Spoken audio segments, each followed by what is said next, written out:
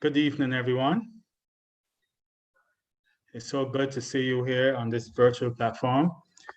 The Health Club of the Maranatha Seventh-day Adventist Church is extremely pleased to be able to organize this diabetes awareness seminar, especially at a time like this when the world is focusing on diabetes, as November is Diabetes Month and November 14th is World Diabetes Day. So we're very pleased. We want to welcome you to this diabetes awareness seminar. And our aim is to give you on the virtual platform information related to diabetes and its management. We know that we will not be able to give all the information. And so our presentations this evening would be relatively brief, but we want to reserve some time for any specific questions that you may have for any of the presenters. I want to once again extend a warm welcome to you. And we pray that we'll be truly enlightened as we go through the evening. Let's bow our heads for a word of prayer. Indeed, Father, we thank you so much because you've given us the opportunity to do all we have to do during the course of the day and to come together on this platform to look at an aspect of our health. We know you want us to remain in good health. And Lord, we thank you that we have specialists, we have individuals who can impart knowledge related to our health. This evening, Lord, we're looking at diabetes, we're looking at its management, we're looking at ways in which we can help regarding maintaining a healthy lifestyle, even the presence of diabetes. We pray that you'll allow us to have a very informative session. And as we leave, may we be truly enlightened. In Jesus' name we pray. Amen. Amen. Now at this time, we want to ask Dr. Marcia Cambridge-Maxw to give us, to set the tone for the evening and give us a brief overview of diabetes and its management. Dr. Maxwell, I invite you to speak to those assembled on this virtual platform. Thank you very much, Elder Belle, and good evening, everyone. At this time, we're just going to have a brief review of diabetes. Now, what is diabetes? We are said to have diabetes when the insulin is not sufficient or does not act in a way it should. Now, what is insulin? When we're taking any kind of food, it's broken down to give us glucose, or what is commonly called sugar. And that glucose in turn goes into the cell and produces energy. If we have enough glucose at a time, it is stored in the muscles. We need insulin to help the glucose be converted to energy. If someone is born without any insulin at all, that person is said to have type 1 diabetes. If the person has insulin or was born with insulin, but then there's a deficiency as the person ages for whatever reason, or the insulin is not functioning as it should, then that person has type 2 diabetes. And instead of the sugars being converted to energy, we have a buildup of that sugar. Now, if you look across at this part of the diagram, we can see the insulin is represented by keys. And the yellow spots, the yellow circles, those are the sugar molecules. And this is happening in our bloodstream. Now, what is supposed to happen? The insulin is that key which opens the entrance to the cell to allow the sugar to go in. If the insulin is not there, then we cannot unlock that door to get the sugar into the cell, to get the energy from the sugar. And I had a medical school teacher who would say, and my husband would say it as well, that diabetes is starvation in the midst of plenty, because in the bloodstream we have lots and lots of sugar, but the cells that actually need the sugar to function, they are lacking. All right, so we have plenty sugar in the blood, but little sugar in the cells that need them. So it's starvation in the midst of plenty. And this in essence is what diabetes is. Now, when there is this buildup of sugar in the bloodstream, persons can experience lots of symptoms, which can range from feeling tired and having being fatigued to having problems seeing, and the problem seeing can be from cataracts that form, glaucoma that form. All of this is as a result of the high blood sugars that are circulating. And the brain does not function well when these sugar levels are too high or too low, and therefore you can have confusion. People can have episodes of fainting. Also, there because of the high sugar level, there's damage to the nerves, and those nerves that are supposed to supply the lining of the stomach and so on. When those nerves are damaged, we have problems with our digestion. So the food does not go down as much as it should. You feel full faster, and you can have a lot of reflux and pain and abdominal discomfort. Persons also experience the need to pass urine more often, because the kidneys are one of those damn organs that take the hardest hit from a high level of blood sugar, especially over a long time. And the kidneys are like a strainer that filters the blood and takes out all of that waste. Every time the blood passes through the kidneys, whatever waste is there is filtered. And when the kidneys cannot function as they should, or when they have to deal with too much glucose, they can become overwhelmed and overworked. And the sugar tends to then leak out into the urine where it should be strained. It tends to leak out into the urine, and persons would pass a lot of sugar into the urine. That's why when the blood sugar is very high, and you do a urine test, you can have some sugar spilling over into the urine. Now, that sugar-rich environment in the genitalia or the genital area or in the urine is not good at all. And this is why diabetics tend to have a lot of urinary tract infection and yeast infections, because those infections thrive in a sugar-rich environment. And the sugar being there present in the different tubes of the kidneys causes the pull of water. So that's why you pass lots of urine when there's a high sugar content in the going through the kidneys. And this passing a lot of water also results in you being very thirsty and becoming dehydrated. And that's even if you're drinking water, how you're accustomed to drinking water, you can still have this problem. That's why diabetics need to drink a lot more water. Having the high levels of sugar in the blood affects the circulation. It causes very poor circulation. And that is why we have problems like cuts not healing as they should. And that's a very dangerous thing, because the blood supply to the to wherever the cut is impaired because of the poor circulation, because of the high sugar levels in the blood. Again, as we said, the high sugar level causes damage to the nerves. And so a person does not feel as well as they should. So you can be touching something that is hot. You might be walking on a pin or a nail or something like that, and you do not feel until it's very, very deep. Or maybe you look at your foot and then you recognize a nail is in it. And that is why diabetics have that problem with having toes and their whole feet sometimes amputated because of the poor circulation and the disease that develops in the limbs as a result of that. Eventually, if the blood sugar remains high for a long time, we get end organ damage. As we said, the nerves are damaged, and that manifests in the inability to feel, and you can lose the limbs. We have reduced blood flow due to poor circulation. What is called diabetic nephropathy is very severe kidney damage as a result of this high sugar levels. So diabetics, these are some of the complications diabetics would develop. And that's why many of them end up on dialysis, which is a system where the blood is filtered because the kidneys cannot do it. And the kidneys are supposed to remove those waste products and then take the good blood back into circulation. But because the kidneys are so damaged from overworking with this high sugar level, you need dialysis to help to filter the blood for you, sometimes 2-3 times a week if the kidney damage is bad enough. Persons, as we said, they can develop a diabetic foot, and we will hear more about that later. Due to the poor circulation, persons develop stroke, heart attack, and diabetes can get sudden blindness. We call it diabetic retinopathy, which has several different stages. So when the doctor examines a diabetic, you find that they look in the eyes as well to see if you have any diabetic changes in the eyes. This is besides cataract and glaucoma.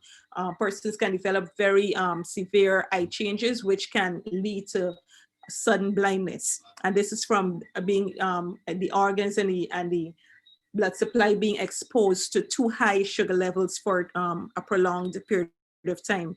Now, in managing diabetics, there are several goals of management. Before, a few years ago, diabetes was considered irreversible, but now we know that there are several studies that suggest that diabetes can now be reversible with not only medication, but with diet, exercise, and generous water.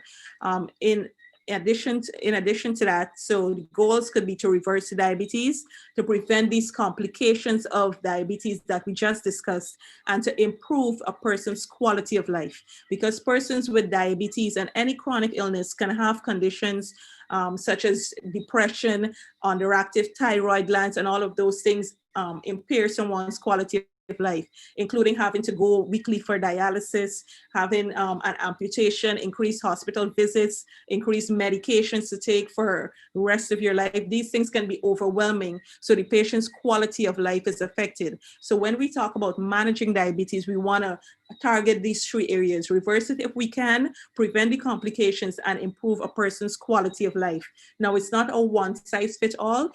The management is going to consider individual patient characteristics, the weight of the patient, the history of the patient. Some patients will tell you they cannot use injections, they can't swallow tablets, the tablets are too big, and they're personal things that we need to consider. It is important if a person is discovered as having diabetic when they go into a diabetic coma, or if they would have been going to their doctor for yearly checks and the doctor finds it is a little bit high and they're pre-diabetic. Obviously, you would appreciate the management for those two groups of patients would be different. So it is a very individualized treatment plan, and patients, the decisions, whatever decision is made in terms of the treatment for the patient is something that is made between the patient and the doctor, and you try to make sure that you have some relative around so the patient has support, because this is something you're asking the patient to commit to change their lifestyle. So you tend to make it a group discussion, make sure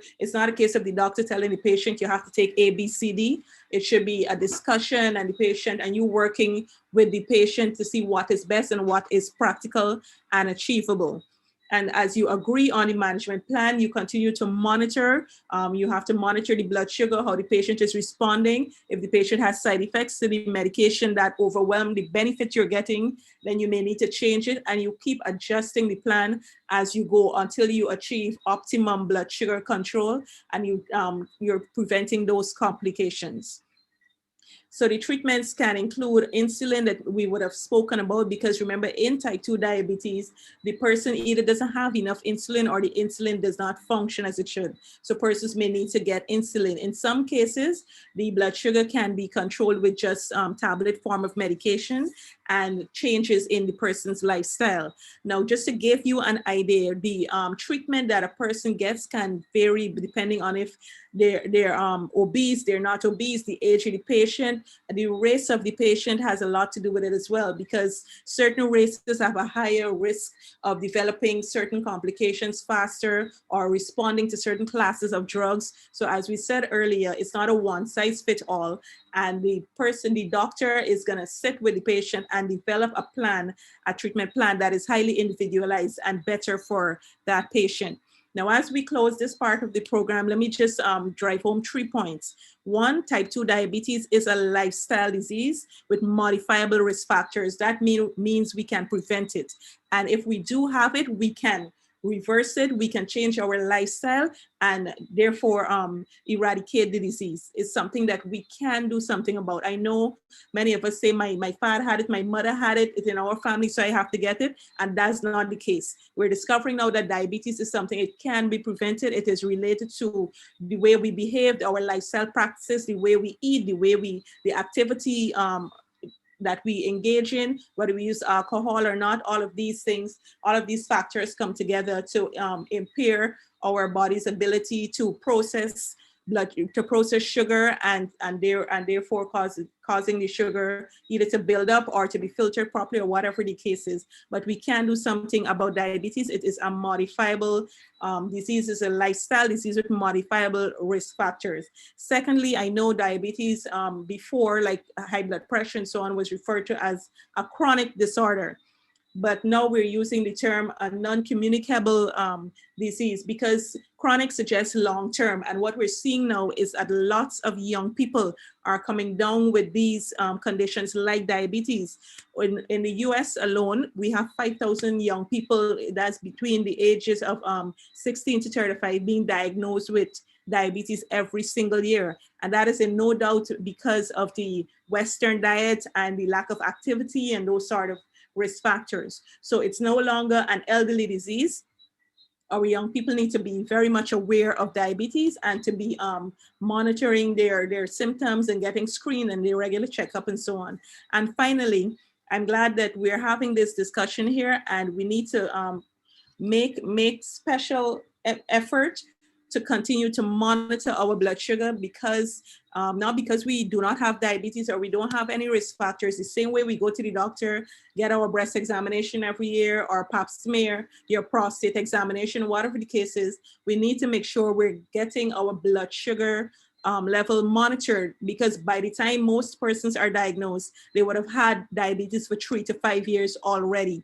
In other words, by the time you start to feel sick, by the time you go into a coma, by the time you realize you got a cut and it's not healing, or you burn yourself and you didn't know, or whatever the case is, most of the time, by the time that happens, your body would have been compensating for years. Your feedback mechanisms would have been kicking in and saving you for years. So by the time you're diagnosed, you would have had diabetes for 3 to 5 years.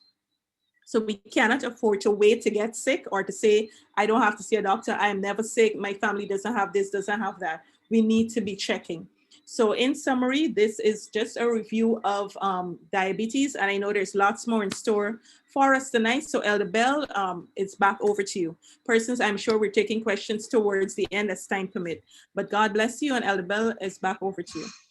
Thank you very much, Dr. Marcia Cambridge-Maxw. Very informative information. The key thing is that we can do something about it, and the whole idea is to make sure that we have as much information at our disposal so that we can take the necessary action.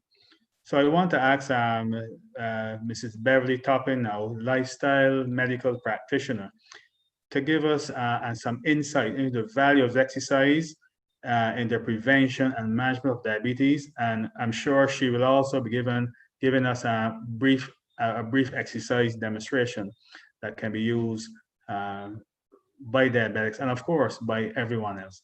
Mrs. Toppin, over to you, lifestyle medical practitioner. Hi, good night everyone. It's me, Beverly.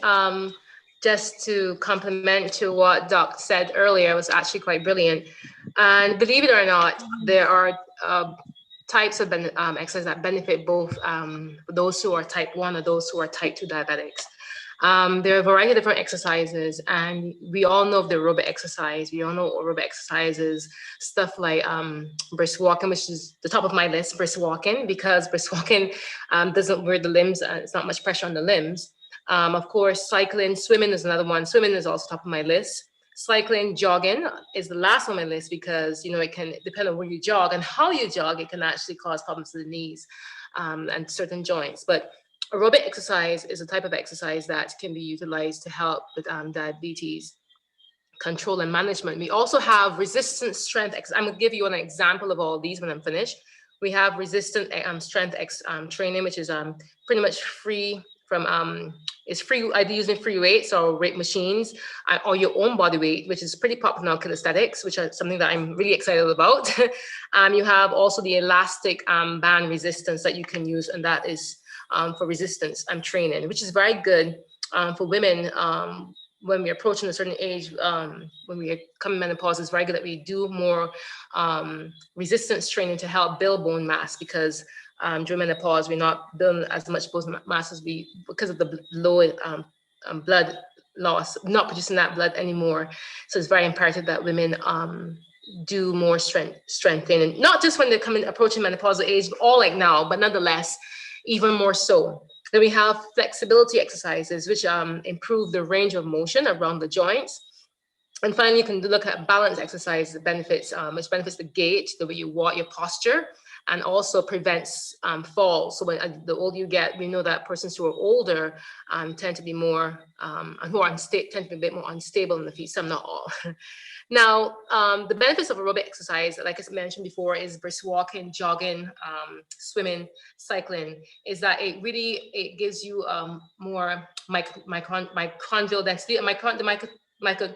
Mitochondria, as we learned this way back in biology, they're pretty much the powerhouse of your cells. And what happens with aerobic exercise, when you do a lot of aerobic exercise, it increases your mitochondrial density. That allows you to be able to perform tasks faster or be more durable, etc. So that's one of the reasons I love the brisk walk, because it builds endurance. Also, aerobic exercise is very good for insulin sensitivity. It's very good for the oxidation of the enzymes. You know, you eat the food, has to break down the stuff, different enzymes go to different parts of the liver, the cells, etc. It helps to build blood vessels, and blood vessels perform better, be able to be more pliable, flexible, because as you age, in aging process, your blood vessels begin to harden and tighten up, etc. So it really helps in that area as well too. It helps your lung function, and it also helps your cardiac output. And we know that I often tell persons exercise is not just about losing weight. Exercise really is to help in your lungs, your heart, your brain. Okay, you want to have those things functioning just as well as you want to be losing weight as well. So remember that it's not just about losing weight. Persons who have moderate to high volume of aerobic exercise, it helps the liver, it helps the cardiovascular, and it also helps to reduce the risk of both type 1 and type 2 diabetes. So that's aerobic exercises. Now, persons with type 1 exercise benefit from aerobic exercise because it increases the cardiovascular and cardiorespiratory functions, the tissues rather. It also decreases insulin resistance, improves the lipid levels of those fat that we consume. You know, we have to be very careful with those fats, how they're broken down, and also improve with the endothelial lining of the various organs like the heart, the different cells and organs in your body. So that's one of the benefits for type 1, for persons who have type 1 diabetes. That's the way aerobic exercise works for them. Nonetheless, I want to talk a bit more about the difference between aerobic exercise as well as strength, endurance, building exercises when it comes to type 1 diabetics.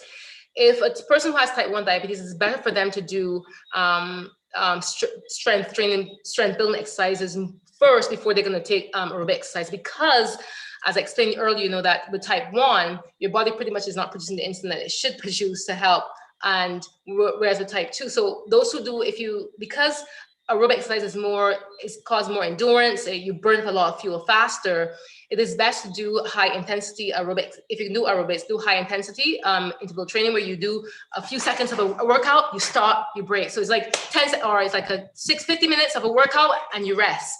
So that helps a lot with persons who have type 1 diabetes, because you get that rest in between. For persons who have type 2 diabetes, the endurance is actually very, very good for you. The brisk walking, like I said, kudos to that, cycling, swimming, and of course, last on my list is jogging because of the bones. Now, for persons who do who have type 2 diabetes, aerobic exercise actually is very good because it helps to improve your A1C when you go get your A1C, you get your regular checks up every 3-6 months, what have you. Aerobic exercise, high intensity aerobic exercise actually improve your A1C. It helps with, and this is not just for type 2 diabetics, but I'm just saying that the difference between persons who are type 2, training that's better for them because of what happens with the insulin, or with the sugar in the blood, etc. So persons who are type 2 diabetics, aerobic exercise is actually the best form of exercise for you. Along with strength training, yes, but this is really very good for you. Better in the sense than those who have type 1. It improves the blood pressure, and it also increases or improves insulin resistance. So I would encourage persons who have type 1, HIIT training is very good for you. High intensity interval training where you do 50 seconds of something, you stop, and I'll give you some examples once I'm finished going through this presentation. It also helps improve the glycemic controls in type 2 diabetics when you do either HIIT training or you do high intensity aerobic exercises. Well, it also helps with the glucose in your the glycemic control. So it helps take that sugar from the blood and put it in that cell, because you're moving around. So your body is because your body is moving. Now the sugar is no longer staying in the blood. You're assisting that blood to move from the sugar to move from your blood into your cells. This is why exercise is actually quite really very important. Gosh, I've gone over. So we know that resistance training is really very good for persons who have type 1 diabetics, and aerobic exercise is good for persons who have type 2 diabetics. Now they both can do both the resistance as well as the aerobic. It's just that if you are type 1, it is best to start with the resistance first, where you build, you have your HIIT training, you build, and you get a chance to pause and catch yourself and do the aerobics last, because aerobics you burn out a lot more energy a lot faster. We don't want you to be, you know, dipping very low. So a few examples, there's much more, but I know it's now, I started a bit, I came on a bit later because of time, you know, we're trying to work with time, and that was an excellent presentation by Dr. Marcia. So let's say you're type 1, remember the exercise I'm showing for type 1, type 2 can also do as well. But the reason why I'm stressing with type 1 exercises right now is because we all know type 2 can do either or, and we really see exercises that are for persons who have type 1. Now, say you want to do skipping. So I will time myself. I hope everyone can see me. So you can do skipping. So 60 seconds, 1 minute. You will skip for 50 seconds. So you just start skipping 50 seconds on the top. You skip 50 seconds. That was a quick 50 seconds. And you stop for 10 seconds, catch your breath, and then you go again. And you can do, you can say, I'm going to skip for 10 minutes today. So you have a 5 minute, you mark 5 minutes out. In the 5 minutes, each minute is broken down to 50 seconds for the skipping, 10 seconds to rest, 50 seconds to skipping, 10 seconds to rest, 5 minutes. After 5 minutes, you take a 2-minute break and you continue again with this a second time. You repeat that a second time for the next 5 minutes. Also, too, you can do quick jogging on the spot. You can jog really quickly. Do that for 50 seconds, stop, you break for 10 seconds, and you go again. So HIIT high intensity is that you do whatever the workout or the move is. At high intensity, you work really fast, then you stop, give yourself a break, and you go again. That way you're burning and you get a chance to gain yourself and go again. Burning and you're going again. So that's really excellent for persons who are type 1 diabetics. And like I said, type 2 can do that as well too, okay? What I would encourage is that you try to get in for persons who are type 2 diabetics. Now let's talk about type 2 diabetics. Well, I would encourage persons with type 2 diabetics to try to exercise where you don't have 2 days back to get back when you're resting. In other words, you want to have every other day. So if you're going to take rest, let your rest be every other day, and don't have 2 days of rest before you continue again, because you want to maintain that momentum. And one of the beautiful things about persons with type 2, as Dr. Marcia explained quite well, was that it can be reversed, it can be prevented, etc. And you have the power to choose, okay, to do your workouts as according to a schedule where I work out Sunday, I'm off Monday, work out Tuesday, I'm off Wednesday, so you can do it that way and try not to have 2 days back to back. I'm here rushing because I know that the time is gone. So I want to leave it there because of time, and I know there's so much more to go because this is the program. So I do hope that little will help you to understand the difference in the aerobic exercise resistance training. And remember, there's also flexibility, and there's also balance. Flexibility training is pretty much stretching, which is very good for both type 1 and type 2, because it helps your body to be more flexible and pliable, etc. It helps the blood vessels or what have you. You know, the blood vessels, that's where the blood flows through the body to feed the organs of your body. So you can do simple stretches like standing and stretching your leg, you know, or you go down on the ground. I hope you all can see me here. And you on the ground, and you come up and you do simple stretches like this here. And vertical stretches like that. And balance, really very good for balance, which I think is actually quite good, is it helps improve your gait, etc. So balance will be like if you can, see that? It's very good to maintain your balance. It builds muscle strength. You can take your time and, you know, lift your leg, and you time yourself, see how long you can hold the leg in the air like that. That's balance. You do it all directions, and that balance is actually very good for improving the gait and also strengthen your muscles to prevent falls in the future. We know that the older you get, high risk of falling. And then if you're menopausal age, and not doing, you're not having weight gain exercises, you are more prone to osteoporosis. Osteoporosis can lead to a fall, breaking your bones, etc., what have you. Then that can lead to surgery, and the cycle can continue. So I just want to encourage those who are diabetics not to think that they cannot exercise, and particularly those who are type 1, because the fear is that the sugar would drop so low that they were going to hypoglycemia, where they're going to coma, etc. You can exercise, but it's the type of exercise that you do that makes a big difference. And type 2 is good to exercise and have a pattern where you don't have 2 days where you're resting, but you're actually having every other day. Now, before I go on and explain this, physical activity and exercise are 2 different things. Physical activity, we all do every single day. We walk, we eat, we move our hands, what have you. But exercise is a planned set of intensive movement for a duration of time. So there's a big difference. So yes, people say, well, I work, I'm a carpenter, or I'm a landscaper, what have you. It is not working and exercising are 2 different things. And I think we need to understand, I think people need to really understand that it's 2 different things. You may walk a lot, what you do, what have you. It's good, it's physical activity, but it's not exercise. So I'm gonna leave it right there, and I leave any questions till afterwards as well too. Over back to you, Dr. Belle. Thank you. Oh, thank you so much, Mrs. Stoppin. You've given us a lot of food for thought.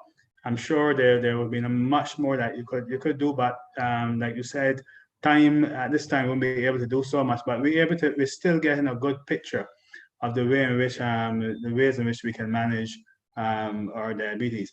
What would the nutritional component? We know that diet and exercise and diet go hand in hand. And so we want to ask Mrs. Sophia Price to give us some information, cooking a demo, and also additional advice for diabetics. Mrs. Price, could you give us some information?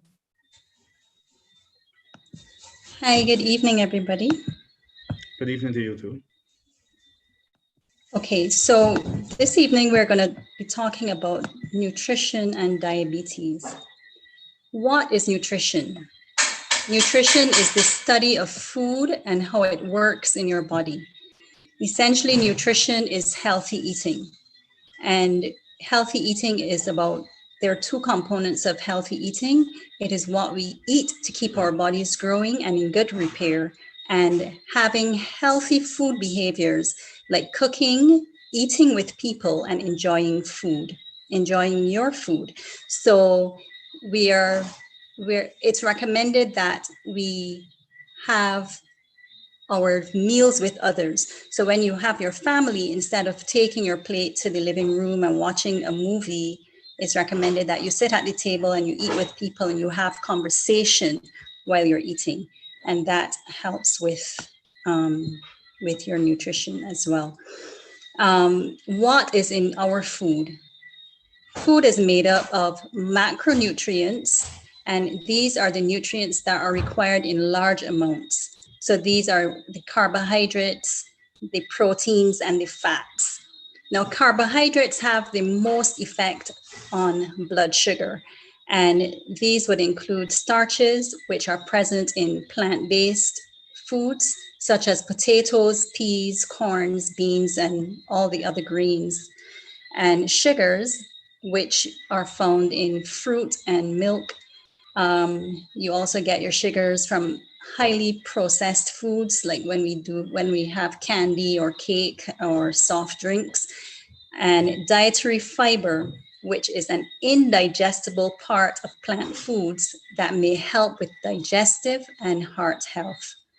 Proteins have very little effect on the blood sugar, and fats have an indirect effect on blood sugar.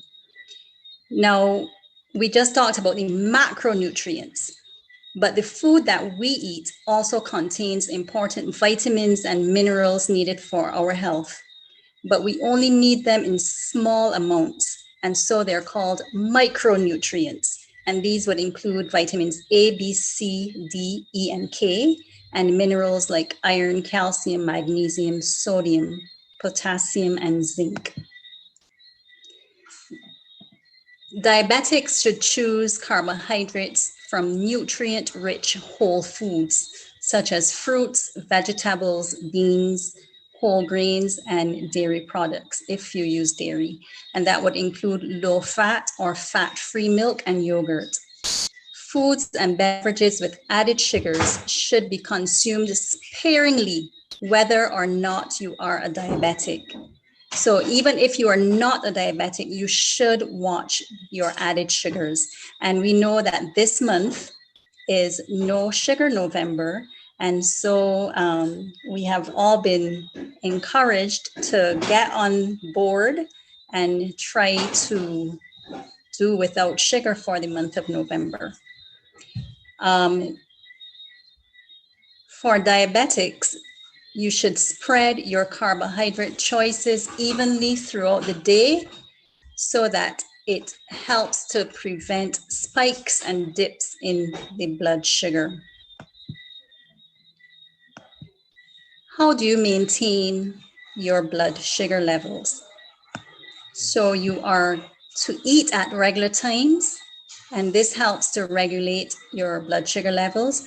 Avoid refined foods and fried foods, and consider a whole food plant-based diet. You should also look at controlling portion sizes and try wherever possible not to skip meals. So the question might be asked, how do I know what constitutes a portion when I'm looking at controlling my portion sizes? And there is a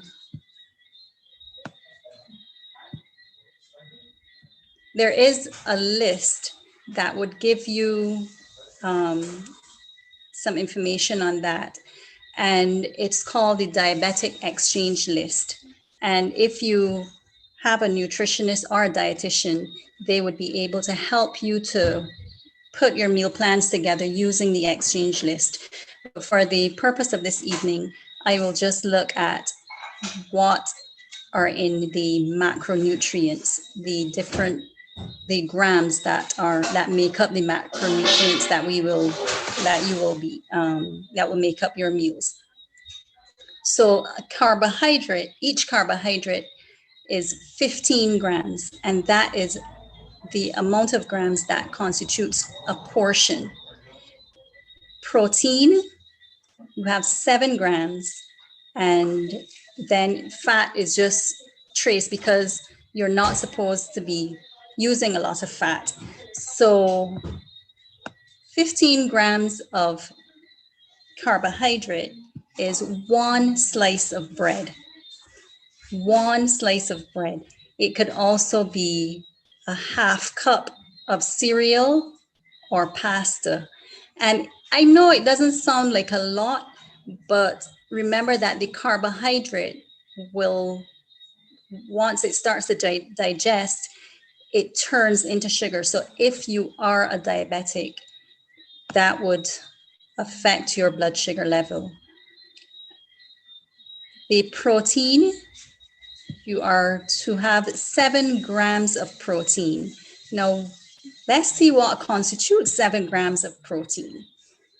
We are talking about 1 ounce of fish, 1 ounce, or a 1/4 cup of tuna.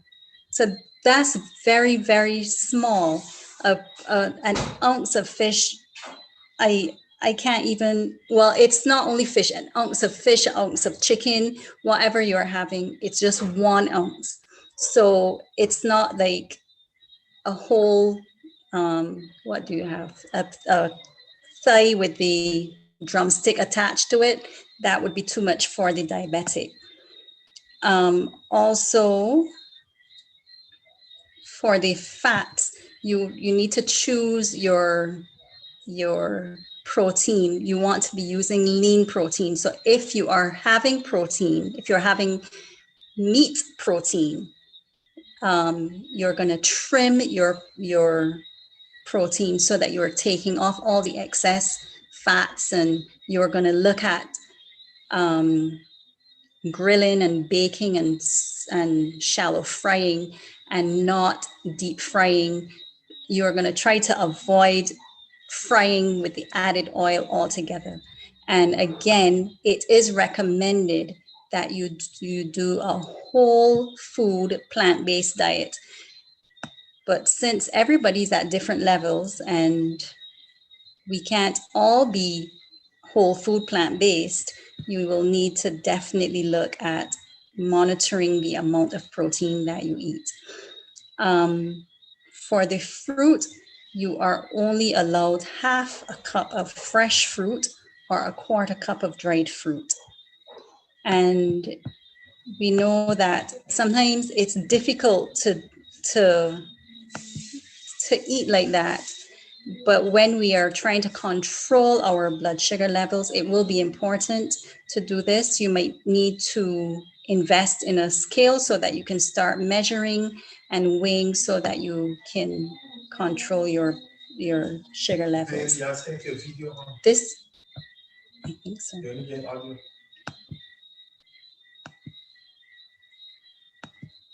This evening, also, I'll share with you a recipe. It's for a carrot cake. I am not going to actually be demonstrating the making of the cake, but I'll share the ingredients and the method with you so that you can try it at home at your convenience. And it has no sugar, so it is good not only for the No Sugar November, but also for the diabetics here. So for this recipe, you will need, it's a carrot cake. I'm not sure if I said that before. 1 1/4 cups of water, 1 1/4 cups of chopped dates, 1 cup of raisins, a teaspoon of cinnamon, a teaspoon of ground ginger, 1/2 teaspoon of ground nutmeg, 2 cups of carrots grated, 1/2 cup of fresh orange juice, 2 cups of whole wheat flour, 1 1/2 teaspoons of baking powder. And if you can get the aluminum-free one, that's the one that they're recommending, and 1 1/2 teaspoons of baking soda. And you combine in a saucepan the water, dates, raisins, cinnamon, ginger, and nutmeg. And you bring it to a boil, and then you simmer that for an additional 5 minutes. Then you add your carrots to a bowl, and you pour the hot mixture over the carrots, and then you allow it to cool completely. When the mixture is completely cool, add orange juice and stir well. And then you add your dry ingredients to the wet ingredients, and you pour it into your baking tin, and you bake for 30 minutes or until a toothpick or skewer comes out clean. And in this recipe, the majority of sugars comes from whole foods. So there's no added sugar. All of the sugar in this recipe comes from the dried fruits. And even though it has no sugar, if you are diabetic, you should only have a very small slice of this cake because it does taste it tastes as though it has sugar in it. I've done it several times, and you do not miss the sugar. So if you are a diabetic, you might consider just having a very small slice of it. Okay, so with that, I will bid you good evening. I hope that you were able to get some information that would be of benefit to you, and that you will try to incorporate what we have done, what I've shared with you about portion control in your day-to-day lives. Thank you and good evening. All right, thank you very much, Sister Sophia Price, for that presentation. It was very insightful, and we know that the diabetics and anyone who cares for diabetics could have garnered a lot from that, so that we can, and even those of us who want to prevent diabetes, we know that that information was helpful, and I'm sure the recipe will be posted and shared as well. Thank you very much, Sister Price. At this time, we're gonna have our resident podiatrist of the Maranatha Seventh-day Adventist Church. He is an expert in this field. He practices both in Barbados, and we know that he does a clinic in Dominica as well. Whenever we have a health fair and we have the podiatry station, I can tell you the health fair would be over and this station would still have a long, long line, and the patients are not leaving until Elder Belle examines their foot. We're very happy to have him as a member of the Maranatha Church. And Elder Belle, at this time, we invite you to share with us some of your expert knowledge on caring for the diabetic foot and foot care in general, even for persons who are not diabetic. Thank you very much, Elder Belle.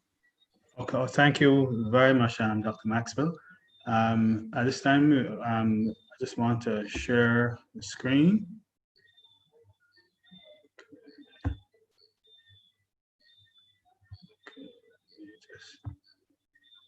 Right, so I want to share with you an aspect of, I think, the body, which I always say is often neglected, even in non-diabetics, that is the feet. And today we're focusing on diabetics. I want to give you a few basic principles on foot care for diabetics. But of course, like I said, if you have a pair of feet, these can apply to you as well. Taking care of your pair. Okay. Let me just, right. Now, there are roughly 10 basic principles for foot care. And we want to bear in mind when we're looking at these principles, let's bear in mind what Dr. Maxwell said about the possibility of diabetes affecting the sensation and affecting the circulation. And therefore, the feet in diabetics are described as at risk. So the principles are simple. And the first one we want to look at is washing your feet. It is something that needs to be done every single day. You must wash your feet. You must pay attention to between the toes, etc., and make sure everything is in order. Okay. After you've washed them, you must make sure you dry them thoroughly. This will avoid problems such as athlete's foot. And again, you pay particular attention to between your toes. Here's an example of what athlete's foot can look like. It may start as a moist area, usually between the 4th and 5th toes. You begin to get some itching, and eventually it spreads over to the other toes. And it is quite difficult to manage. And so if you can, the aim is to avoid it. And something that's simply drying between the toes can do so. You must also thoroughly inspect your feet daily, so that you can, and you keep them clean and dry. In checking, you're looking for cracks, you're looking for bruises, areas of discoloration, you're looking for areas of dryness, and in particular, the area of dryness, the area of concern is around the heel area, where the dryness can extend, can become extensive, and it can cause cracks, etc. Areas of moisture, this is usually between the toes. For those who cannot get the feet up, on the knees, etc., to look under the toes, you can use a mirror to make that check.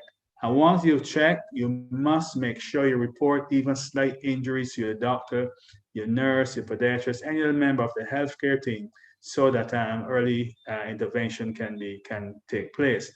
I always say, whenever you go to the doctor, especially if you're diabetic, make sure you do not leave the doctor's office without the doctor examining your feet.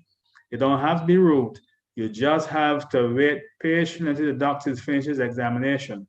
And if he has not looked at your feet as yet, take your shoes off and just gently raise your feet and ask the doctor one question. Doctor, what do you think about my feet? We spoke about extremely moist and dry skin. The dryness of skin, I mentioned as well. This is an area of the heel which is extremely dry. Eventually, this dryness will cause cracks, and I've seen cracks which develop to the extent they bleed. And as long as you're, especially if you're diabetic, this can be a route for infection and can cause you to lose a whole limb. Hard skin, which we call corns and calluses, must be treated. These form in areas where there's excessive pressure or friction. And once we see them developing, we must make sure that we find out, we take the particular action. If we don't take action, the calluses and the corns, especially the bottom, can go on to develop into ulcers. I've seen it happen, and especially in those who have poor sensation. We must find the cause. We must moisturize using our oils, our creams, etc. And we can gently use a callus file. On the don't do list, we have at the top corn plasters. Never use corn plasters, corn ointments, or other preparations on your feet. The corn plasters usually contain an acid called salicylic acid, which causes the skin to break down. And this can be pretty extensive and can create an opening in the area of the skin, which can result in infection. Sharp objects, that's a no-no. No razors, no knives. Some have told me that they have a knife put aside specially for this purpose. It does not matter how special it is and how much you put aside. It can damage your feet. Remember, we want to prevent damage to our feet. Cut the toenails straight across and not too short, because this can lead to an ingrown toenail developing. If the nails are very thick, you need special nippers to cut these nails straight across. Or I believe in a case like this, you may need to see the podiatrist first, who will cut them for you, who will take care of them, and then you can manage them. He'll give you advice. He or she will give you advice on managing them at home. An important aspect of foot care is wearing shoes which are what we describe as foot friendly. This is an example here. Another example, this one for ladies. And these are some principles. When you go to the shoe shop, the shoes must be at least an inch longer than your longest toe. Enough space in the front, adequate width and depth, enough size space, and the shoes must be roughly the same shape as your feet. The question is, do your feet have this particular shape? The answer is no. And therefore, you should not be wearing these shoes which are pointed, because our feet are not pointed, but our feet will begin to look like the shoes if we continue to wear these shoes. The top of the shoes should be made of leather, and the soles can be made of a cushioning inner sole and a firm outer sole. The shoe should have laces, bars, buckles, straps, Velcro, or anything that we can use to keep the feet harnessed inside the shoes. And here, ladies, the heel height, maximum heel height should be 1.5 inches. Yes, you heard me right, 1.5 inches. You must make sure that they're not too high, especially for work. The higher you go, the more the tendency for the feet to move forward in the shoes, and most of these shoes do not have any laces, etc. Choose the right shoes for the activity. That's the principle. If you're going walking, you must choose the trainers which are soft, allow more bending where there's a need for more bending of the feet, allow for more cushioning, more support of the arch, etc. If you're going to construction, make sure you wear shoes that protect your feet, the steel tips, the hard leather, the rough, the thick soles to prevent nails, etc. from going into your feet. And finally, you must make sure that you never walk barefoot. Of course, we don't advise smoking, because this can damage the blood vessels, and particularly the small blood vessels in the feet. And of course, as Mrs. Toppin said, you must exercise regularly in order to maintain fitness. This is, in a nutshell, the principles of foot care for diabetics, and I must say non-diabetics. And so I would pause here so I can allow time for any questions that you may have on any of the other areas. Elder Belle. Yes, please. I have never heard the word corn plasters. What are they and what it looks like? You have a picture of it? the corn plaster, there's some common name. I think common brands, Dr. Scholes. They usually look like an ordinary plaster, but they have a center which usually have like a ring a ring pad that fits over the corn. But in the center of that ring, there's usually an acid. And the principle is that you place this pad on the area on the corn, and after a few days you will you take it off. The air normally looks white, and usually when you pull it off, the corn is in theory supposed to come off with the plaster, and you're supposed to get relief. But in a lot of cases, it takes off the healthy skin. It works on the healthy skin. In a lot of cases, it goes too deep.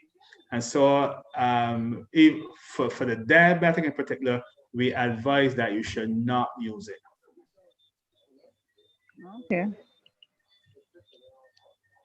Okay, thank you. Okay, you're welcome.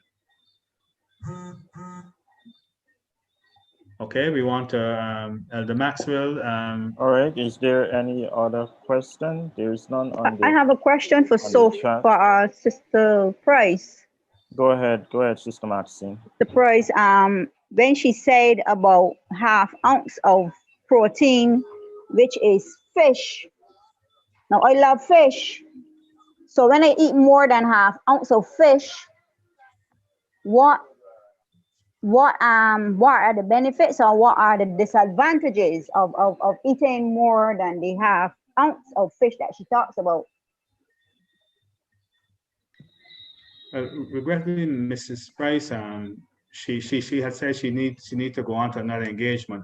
I'm not too sure still there, but if she is, could you help her? I'm still here. Okay. It's actually 1 ounce, not ½ ounce. And that is the recommendation for a diabetic. Oh, so diabetic. Okay. Yes, 1 ounce of protein, which would be a quarter cup, the equivalent of a quarter cup of tuna, or you would probably have to get a food scale to measure 1 ounce of protein, but it seems to be a very small amount. Okay, I missed the part when you said diabetic. So, okay, thank you. If I can add, Elder Belle, or sorry, Elder Maxwell. The thing is that with the diabetics, you really need to go easy on the protein, because remember the protein is one of the things that is are processed through the kidneys, and the kidneys are usually impaired and are taking a very heavy load of glucose. So that's one of the organs that need to be cared for, especially in the diabetics. And we need to make sure we decrease the protein load. So we normally recommend a low protein diet for patients with diabetes. That's why the fish and those other sources of proteins would be a very small amount compared to the regular recommended daily allowance. Thank you very much. Elder Maxwell. Yes, please, go ahead. I was supposed to remind you of something, but I did not. I did not remember what we talked about on Sabbath, I think it was. Okay. Right. Thank you. Noted. Thank you. Any other question? I know we had lots of information disseminated today, beginning with Sister Maxwell. Then we had the exercise and the information given by Sister Toppin. Then we had the nutritional aspect by Sister Sophia Price, and then our own podiatrist, Elder Belle, encouraging us as to how we can take care of our feet. And the information you may not be able to, that direct information may not be applicable to you, but you may be able to use it or share it with someone who you know is a diabetic and who has problems with the feet or with diet and so forth. So you can take the information, you can share the information, and we are very grateful for the information that we received today. Is there any other question? In the same vein, I would like to thank all those who would have joined into our health club today. It's a monthly feature that we have. The link will be shared each month when we are having our health program. our health club, and we hope that you will continue to join and you can share share the information with others. And this program would be on our Maranatha Seventh Adventist Church YouTube page, so you can review it, you can share it with others, so that they too can benefit from the information that would have been given today. I was saying I would like to welcome all those who would have tuned in today. There are a number of individuals that we have, and I see individuals from here in Barbados and even outside of Barbados. Mrs. Cambridge, we welcome you. That's Marcia's mom, my mother-in-law. We are very happy that you joined in as well. And all the others, sorry I called her name because I know she is from overseas. It's not because of any bias or anything like that. All right? All right, any other question?